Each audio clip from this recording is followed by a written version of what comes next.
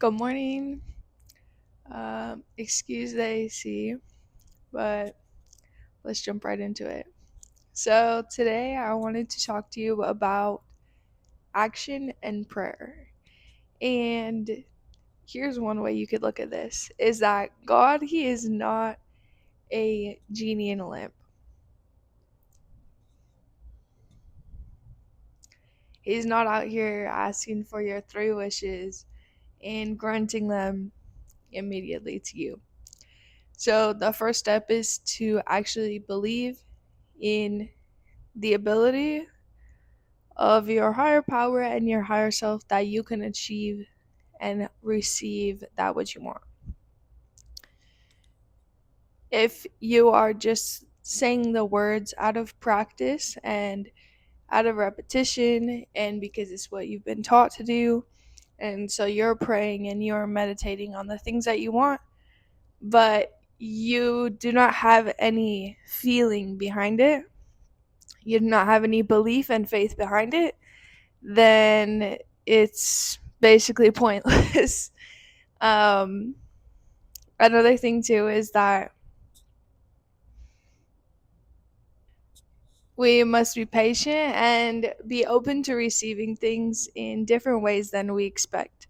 So, when we are expecting certain things that we are praying for and asking for to come into our life a very specific way, and we're not open minded to the way that it could show up in our life,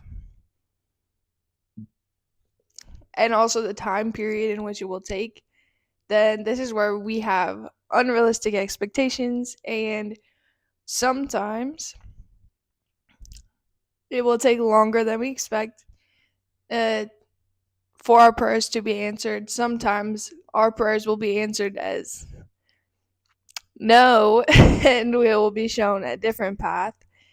And sometimes we have to make sure we are keeping our eyes out for the answer to our prayer, because it will sometimes show up in a way that we do not expect.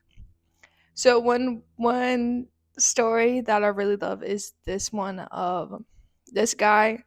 He is on top of a house and he's praying to God. He's like, God, I'm drowning. Please come save me. And so God's like, okay, I will save you, no problem. And this guy, he's sitting there waiting on top of his house. These people come by on like a little kayak, a little boat, and they're like, hey, like, come with us, like, get in our boat. He said, no, no, like, God's gonna come save me. God's gonna save me. Like, I'm fine. Like, go ahead. Another boat comes by and they say, like, hop on, like, and the water is getting higher and higher. So he has less and less time to get off his house because it's about to go completely underwater. And then he tells them off that he is fine, he doesn't need them. And another boat comes, same thing. And shortly after, he drowns. And so when he gets to God and he asks God, like, God, why didn't you save me? And he said, I did save you. Like, I sent you all these people to save you. They were working through me. They were working, like, with me to answer your prayer, to help you and to save you. But you were not paying attention, and I don't know what this guy expected. Like, he wanted somebody to beam him off of his house and put him on dry land somewhere. I don't know, but so just be aware and keep your eyes open and lower or remove remove your expectations, because a lot of times things will be different than how we expect it in our mind, and a lot of times it can also be better if we are open-minded to how God shows up for us in our life and how our prayers are answered. Then we can actually sometimes experience better than our limited mindset allows. So, the last point I want to make is that action is very important to this. So, we cannot just be saying, like, I want this, I want that. Like, it's not like Santa Claus, like, give me this, give me this, give me this, give me this. Like, we were praying and we were asking for things to be taken from us, things to be given to us, then we must make sure that we are actually doing something about it. Uh this is not just like Santa. So prayer, it must have action. If you were not going to actually do something for your prayer to be manifest, then like God tells us to actually go out and perform an action, to actually do something. You will reap what you sow. So if we are not planting the seeds and taking care of the garden, metaphorically speaking, whatever it is that you're praying for at this time in your life, then how do you expect to receive that fruit at the end? If you just plant the seed, you say, hey, like, I want this to happen, I want this to happen, but you do not actually go out there and take action and be patient and take care of whatever it is every day, every day, until you are able to actually receive that harvest. God is not saying, oh, okay, just like I said, have faith. You know, you're praying, you have to believe that it is possible. You have to believe in God or your higher power. But the next very important part, obviously, be patient for the outcome. Be aware and open to how it may show up in your life because it might be different than you expect. And most importantly, or like lastly, take action. So let me read for you some something that can give us more insight on this. So I'm going to read you a page from this book, The Secret of Ages by Robert Collier. And let's see what he has to say. So it says, the Lord helps them that help themselves, is a truth as old as man. It is in fact plain common sense. Your subconscious mind has all the power, but your conscious mind is the watchman at the gate. It has got to open the door.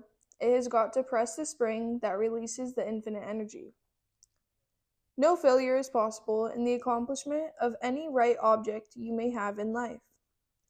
If you but understand your power and will perseveringly try to use it in the proper way. The men who have made their mark in this world all had one trait in common. They believed in themselves. But, you may say, how can I believe in myself when I have never yet done anything worthwhile, when everything I put my hand to seems to fail? You can't, of course. That is, you couldn't if you had to depend upon your conscious mind alone. But just remember that one far greater than you said, I can of my own self do nothing. The Father that is within me, he doeth the works. That same Father is within you, and it is by knowing that he is in you, and that through him you can do anything that is right, that you can acquire that belief in yourself, which is so necessary. Certainly the mind that imaged the heavens and the earth, and all that they contain, has all wisdom, all power, all abundance. With this mind to call upon, you know there is no problem too difficult for you to undertake. The knowing of this is the first step, faith. But St. James tells us, faith without works is dead. So go on to the next step. Decide on the one thing that you want most from life, no matter what it may be. There's no limit, to mind. Visualize this thing that you want, see it, feel it, believe in it. Make your mental blueprint and begin to build. So I really like that part. Faith without works is dead. So if you have faith but you're not willing to actually do something about it and take action, it's basically pointless.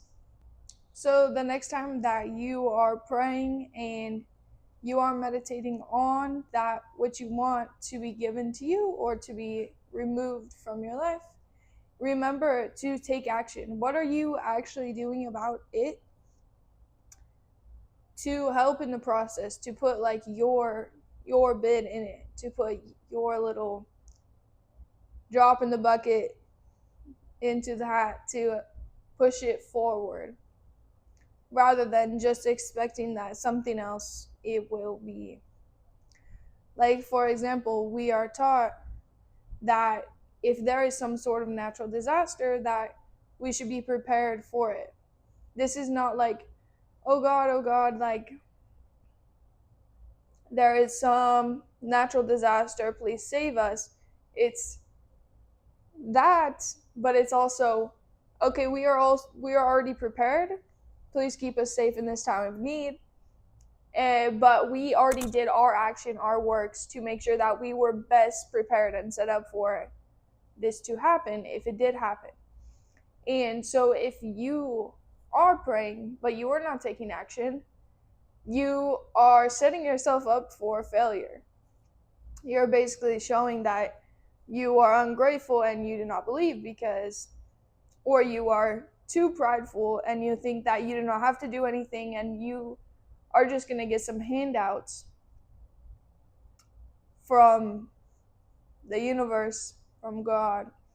So keep this in mind next time you think that you are not getting that what you want and that you are not seeing any progress or any results from your prayers or your meditation.